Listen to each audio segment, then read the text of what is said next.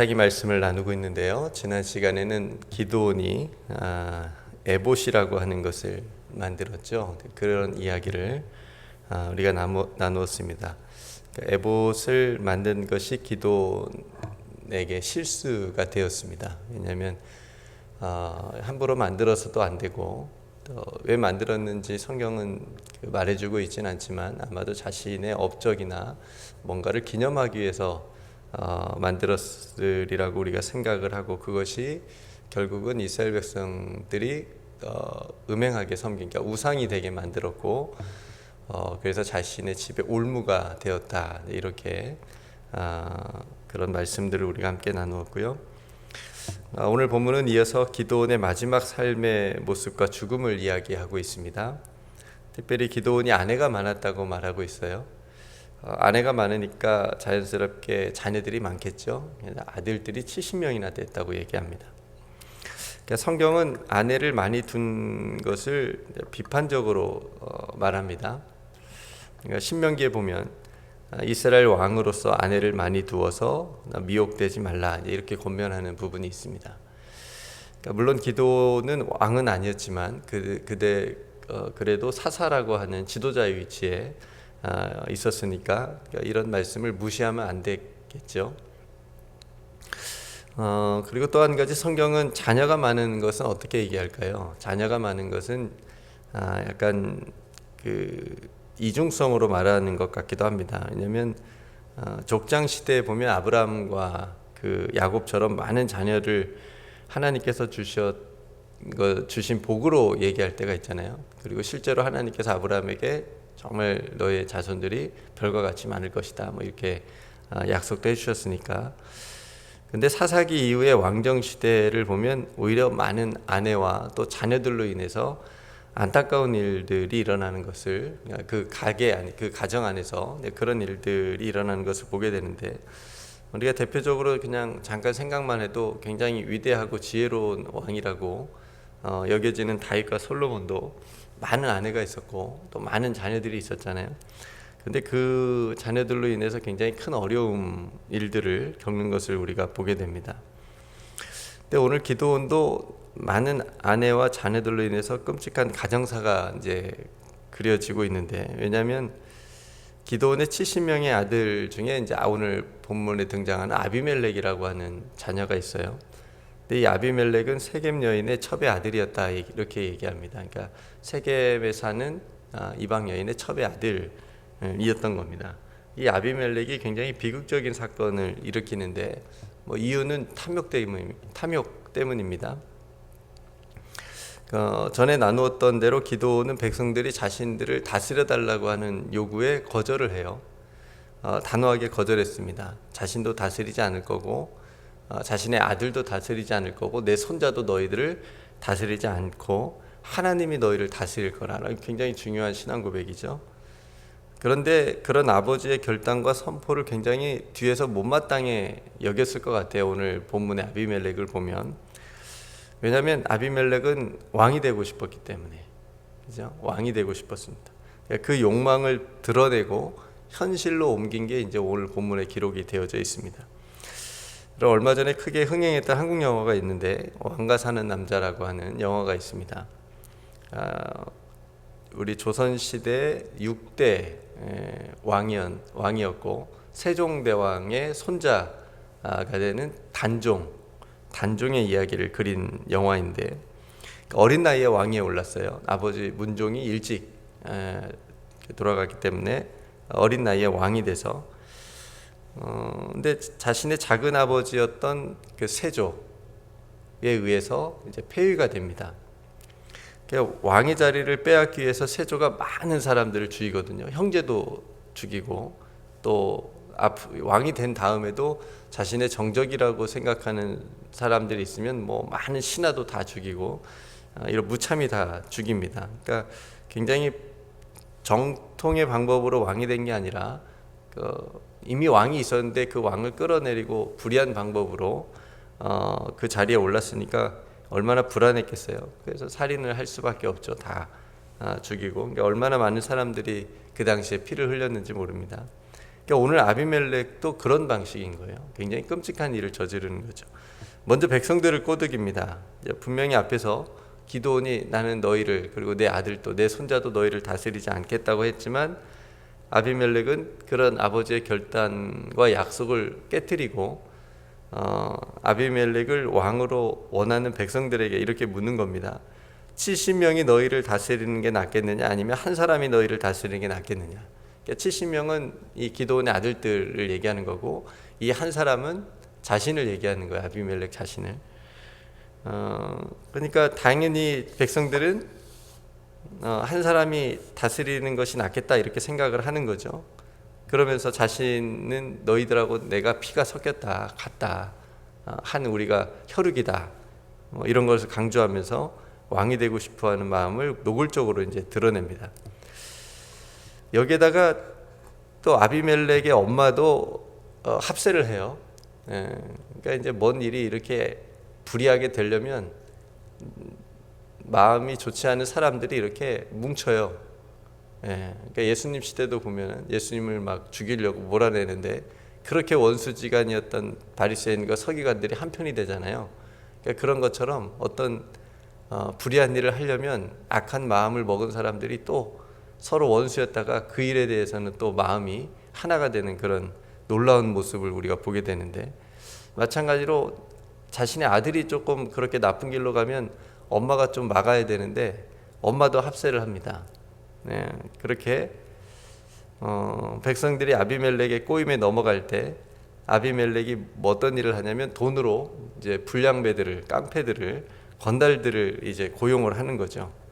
그래서 앞에서 말한 대로 세조가 그 조카 단종을 폐위시키고 형제와 신하들을 다 죽인 것처럼 오늘 아비멜렉도 자신의 형제들을 다 죽입니다.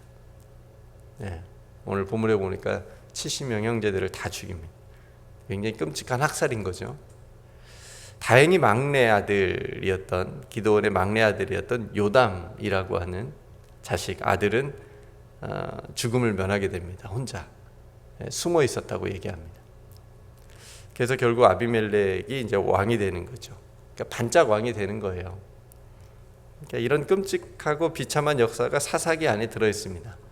그러니까 그 이스라엘 공동체가 영적으로 얼마나 무너져 있는지를 보여주는 거거든요. 여러분 지금까지 우리가 사사기 앞부분을 보고 있지만 이스라엘 백성들에게 위협이 되는 것은 밖으로의 위협이었어요. 지금까지는. 왜냐하면 밖에서 어떤 족속들이 이스라엘 백성들을 괴롭히고 힘들게 하고 학대하고 그랬잖아요. 그러니까 외부의 다른 족속들이 이스라엘을 괴롭히게 하는데 오늘 이 문제는 내부에서 터진 거잖아요. 내부에서. 왜 이렇게 됐을까? 그러니까 앞에서도 비슷한 이유긴 한데 우리가 34절에서 찾을 수 있는데 이스라엘 자손이 주위의 모든 원수들의 손에서 자신들을 건져내신 여호와 자기들의 하나님을 기억하지 아니하며 하나님을 기억하지 않는다. 하나님을 까맣게 잃어버린 겁니다. 또 여룻바알이라고 하는 기드온이 이스라엘에게 베푼 모든 은혜를 따라 그의 집을 후대하지도 아니하였더라. 그러니까 기드온이 그래도 수고한 게 있잖아요. 사사로서 열심히 이스라엘 백성들을 보호하고 전쟁에 나가서 이기고 미디안 군대를 이기고 그러니까 승리로 이끄고 그러니까 이런 것들을 은혜를 잃어버린 거 이스라엘 백성들이. 그래서 그의 집을 후대하지도 아니했다. 그러니까 후대하지도 않았다라고 하는 의미를 조금 더 우리가 생각해 보면 가볍게 여기고 무시하고 그러니까 예를 들면 우리나라 그 독립유공자들이나 그죠? 전쟁에 나가서 이렇게 생명을 다 바쳐서 싸워주신 분들을 무시하는 것과 비슷한 이제 그런 것을 한 거죠. 그러니까 이런 내용들을 보면 아비멜렉이 왕에 대한, 그러니까 왕의 자리에 대한 그 개인적인 탐욕도 있었겠지만, 그러니까 자신들의 그 집을 무시하고 아버지의 어떤 그런 일들을 무시하고 가볍게 여기고 버려두는 그러니까 백성들에 대한 미움도 있지 않았을까 싶습니다. 그래서 그러니까 영적으로 무너진 세대였고, 그래서 악하게 형제들을 다 죽이고 자신이 왕이 될 만큼 그런 악한 아비멜렉이 나타나게 된 거죠. 여러분, 하나님을 우리가 기억하지 않으면, 하나님께서 하신 일을 우리가 기억하지 못하면 무엇이든지 우상이 될 수 있습니다. 우리들의 삶에. 그러니까 사람은 하나님 아니면 다른 걸 섬기게 돼 있거든요. 나는 아무것도 안 섬겨, 아무것도 안 믿어. 그 사람도 자신을 믿는 겁니다. 그러니까 뭔가를 섬기게 되어 있습니다. 그러니까 우리는 감사하게도 하나님을 섬기는 하나님의 자녀로 우리가 살아가고 있는데, 그러니까 우리가 때때로 하나님을 잃어버리면 무언가를 섬기게 되어 있다, 우상을 섬기게 되어 있다 라고 하는 것을 우리가 기억해야 됩니다. 또 받은 은혜를 기억하고 감사하고 후대하는 거, 그러니까 이렇게 해주는 거, 마음을 전하는 거, 이런 것도 굉장히 우리의 삶에서 중요하다라고 하는 것이죠. 그러니까 오늘 이 본문을 보면서 이 기드온이 사사로서 굉장히 또 중요한 역할을 했고, 그랬는데 그의 자녀 세대에서 이런 비극적인 일이 일어나는 것을 볼 때 굉장히 안타까운 마음이 듭니다. 자녀들도 그 아버지의 행적을 따라서 믿음으로 잘 살았으면 좋겠는데 그렇게 되지 못한 일들을 보게 되는 거죠. 그러니까 어쨌든 우리가 한 사람의 탐욕이 얼마나 이렇게 무서운지를 우리가 생각을 해봐야 되고, 또 공동체가 하나님께 받은 은혜를 잊는 것이 얼마나 비참한 결과를 가져오는지. 그러니까 교회 공동체가 하나님의 은혜를 잃어버리면 맨날 싸우게 되어 있지 않겠습니까? 자그마한 것도 서로 시기하고 질투하고. 그러니까 우리에게 베풀어 주신 그 크신 하나님의 사랑과 은혜를 그래서 항상 기억하는 것이 너무너무 중요한 거예요. 교회 공동체, 우리 개인도 마찬가지지만 교회도. 그래야 서로 더 이해하고 용서하고 용납하는 자리로 나아갈 수가 있겠습니다. 기드온 세대보다 그 자녀 세대에 굉장히 더 영적으로 어두워졌습니다. 그러니까 우리가 이걸 반면 교사를 삼아야 되겠죠. 우리들 세대보다 우리 자녀들 세대에 하나님을 더 잘 믿고 하나님을 더 잘 섬길 수 있도록, 그런 세대가 되도록 우리가 늘 다음 세대를 위해서 기도하고 이렇게 하잖아요. 그게 뭐 다른 이유가 있겠어요? 우리 다 자녀 세대가 하나님을 나보다 더 잘 믿고 사랑했으면 좋겠다, 이거 아니에요? 그렇게 우리가 그럴 수 있도록 본을 보이고 더욱 또 기도할 수 있는 저와 여러분 되기를 주님의 이름으로 축복합니다. 그러니까 오늘 하나님을 잊지 않는 것, 하나님께서 베푸신 구원을 잊지 않는 것, 또 하나님의 은혜를 우리가 기억하는 것, 너무너무 우리의 삶에 중요하고, 특별히 서로에게 받은 그 도움들을 또 감사하게 여기는 것, 잃어버리지 않는 것, 이것이 우리들의 삶과 신앙에 굉장히 중요한 것이다라고 하는 것을 깨닫고, 오늘도 그 은혜 안에서 저와 여러분들이 또 살아갈 수 있는 그런 모든 삶이 되기를 주님의 이름으로 축복합니다. 네, 오늘 말씀을 생각하면서 함께 여러분 기도하시고, 여러분 각자 또 하나님께 기도할 기도의 제목을 가지고 또 오늘 하루도 시작하기를 원합니다. 제가 먼저 기도하고 우리 함께 기도하겠습니다.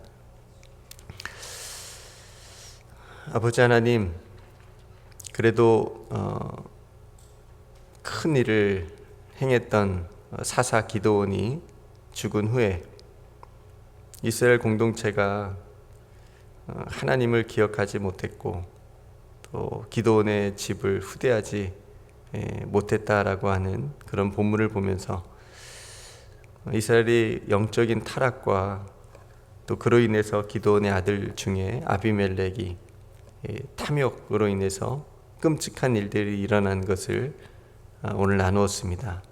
주님, 이 땅에 이처럼 수많은 아비멜렉과 같은 악한 이들이 있습니다. 저들을 물리쳐 주시고 하나님을 잃어버렸을 때, 또 받은 은혜를 저버렸을 때 사람이 또 공동체가 얼마나 무너지고 악해질 수 있는지를 보게 하시고 깨닫게 하여 주옵소서.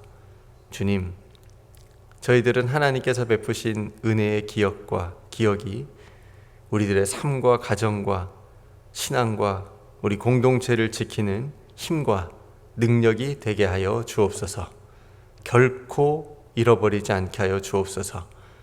그 정욕과 탐심을 그 육체와 함께 십자가에 못 박는 그리스도 예수의 사람들이 다 되게 하시고, 그래서 우리의 삶은 우리를 사랑하사 자기 자신을 버리신 하나님의 아들을 믿는 믿음 안에서 살아갈 수 있는 우리 모두가 되게 하여 주옵소서. 오늘도 사랑하는 성도들의 그 기도의 자리에 함께하여 주시고 그 기도에 귀 기울여 응답하여 주옵소서. 이 모든 기도를 우리 구주 예수 그리스도의 이름으로 간절히 기도드리옵나이다. 아멘.